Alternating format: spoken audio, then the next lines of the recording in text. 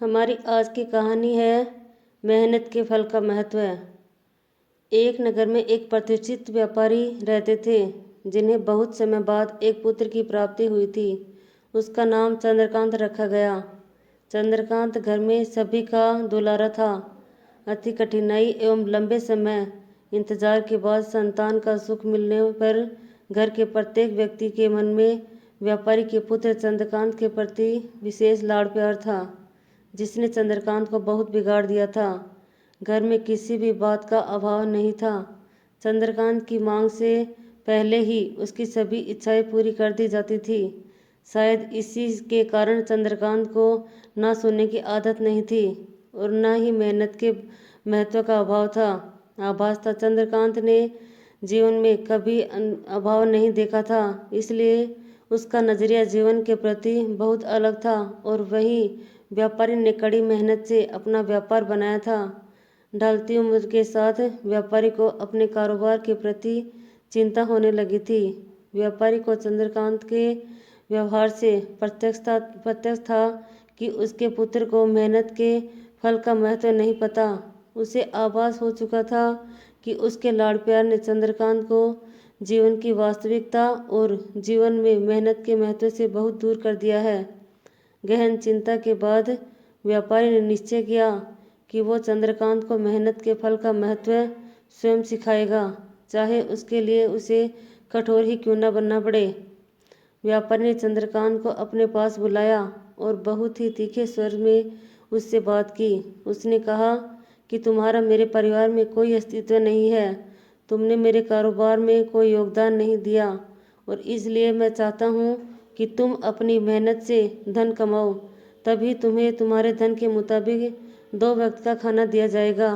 यह सुनकर चंद्रकांत को ज़्यादा कोई फर्क नहीं पड़ा। उसने उसे क्षण भर का गुस्सा समझ लिया, लेकिन व्यापारी ने भी ठान रखी थी कि उसने घर के सभी सदस्यों को आदेश दिया कि कोई चंद्रकांत की मदद नहीं करेगा और न ही उसे बिना धन के भोजन दिया जाएगा। चंद्रकांत से सभी बहुत प्यार करते थे, जिसका उसने बहुत फायदा उठाया। वो रोज़ किसी न किसी के पास जाकर धन मांग लाता और अपने पिता को दे देता और व्यापारी उसे उन पैसों में कुएं में फेंकने को बोलता, जिसे चंद्रकांत बिना किसी अड़चन के फेंक आता और उसे रोज़ भोजन मिल जाता।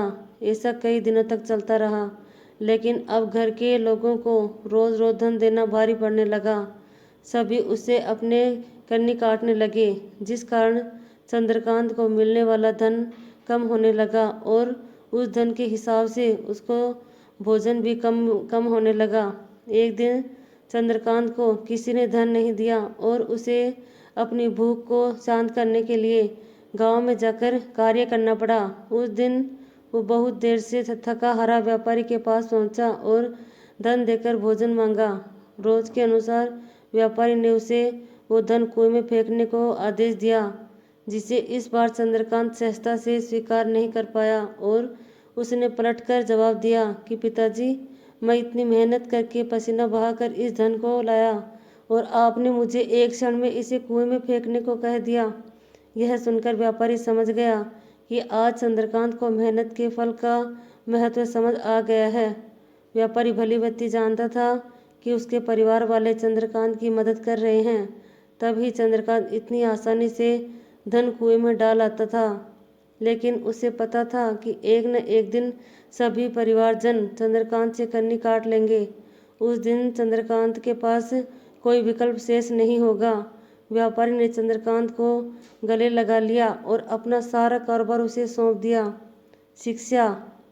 आज के समय में उच्च वर्ग के परिवारों की संतान को मेहनत के फल का महत्व पता नहीं होता और ऐसे में यह दायित्व उनके माता पिता का होता है कि वो अपने बच्चों को जीवन की वास्तविकता से अवगत कराएं। लक्ष्मी उसी घर में आती है जहां उसका सम्मान होता है। मेहनत ही एक ऐसा हथियार है जो मनुष्य को किसी भी परिस्थिति से बाहर ला सकता है। व्यापारी के पास इतना धन तो था कि चंद्रकांत और उसकी आने वाली पीढ़ी बिना किसी मेहनत के जीवन आसानी से निकाल लेते, लेकिन अगर आज व्यापारी अपने पुत्र को मेहनत का महत्व नहीं बताता तो एक न एक दिन व्यापारी की आने वाली पीढ़ी व्यापारी को कोस